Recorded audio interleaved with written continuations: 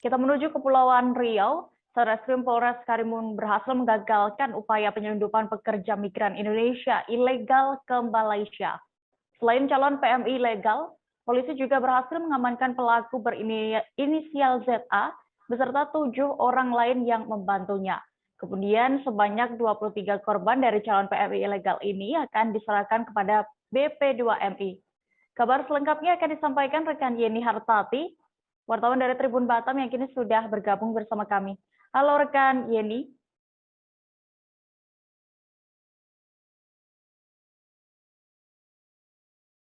Halo rekan Yeni, bisa mendengar kami dari studio? Halo, selamat sore Dea. Selamat sore rekan Yeni. Bisa Anda informasikan seperti apa peran dari masing-masing 8 tersangka yang berhasil diamankan Satreskrim Polres Karimun ini? Baik, adapun 8 tersangka atau pelaku yang berhasil diamankan dari Satreskrim Polres Karimun ini memiliki peran yang berbeda-beda, di mana 4 diantaranya merupakan perekrut calon PMI ilegal, kemudian 1 diantaranya merupakan penjemput yang dari penjemput calon PMI ilegal ini dari Pelabuhan Domestik Tanjung Balai Karimun. Kemudian satunya merupakan tempat atau penampung dari PMI itu. Kemudian 1 merupakan ABK kapal, kemudian 1 ini diketahui merupakan otak pelaku atau dalang yang memberangkatkan sebanyak 23 PMI ilegal ini ke Malaysia.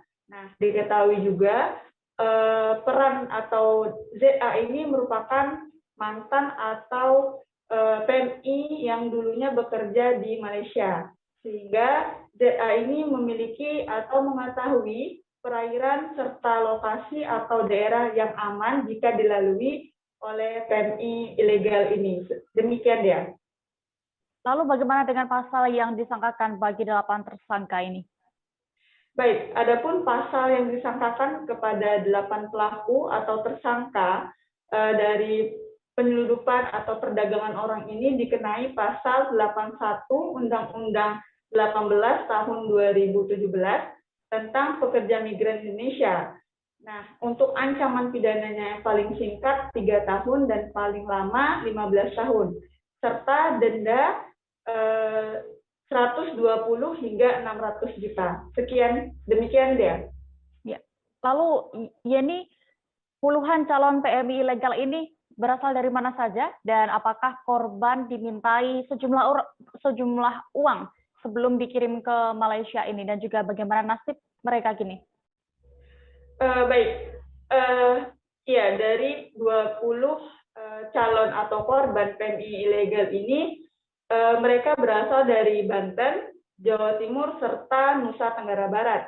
Nah, dari puluhan korban ini memang dimintai uang, sejumlah uang berkisar 2 hingga 9 juta.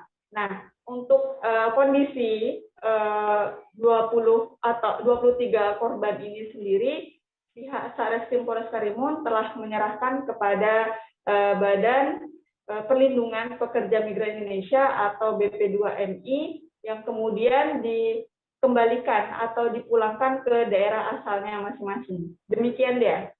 Baik, Tribuners, jurnalis kami sudah berhasil mendapatkan keterangan dari Satreskrim Polres Karimun dan juga perekrut dan penampung PMI ilegal. Berikut liputannya. Saudara ZA ini adalah dari hilirnya, ya, muaranya dia adalah berperan sebagai seseorang yang langsung membawa menggunakan speedboat. Speedboatnya sudah kita amankan dan itu dijadikan barang bukti. Speedboat itu sangat kecil, hanya berkapasitas untuk 10 orang. Inilah yang menjadi momok selama ini. Kita bisa aja melihat tidak ada safety, ya. Kasihan teman-teman korban-korban ini, di mana bisa saja nanti menjadi korban selanjutnya, terjadi kecelakaan di laut dan lain hal. Itulah peran ZA.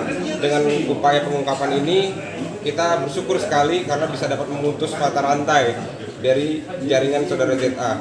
Ini merupakan suatu prestasi yang luar biasa karena bisa langsung mengungkap jaringan ini hingga sampai ke akarnya.